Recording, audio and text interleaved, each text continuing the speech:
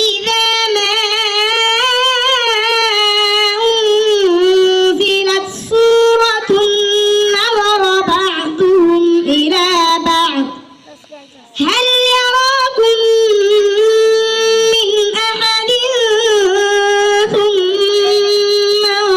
انصرفوا صرف الله قلوبهم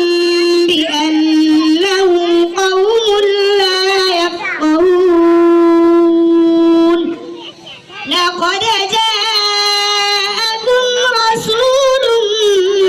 من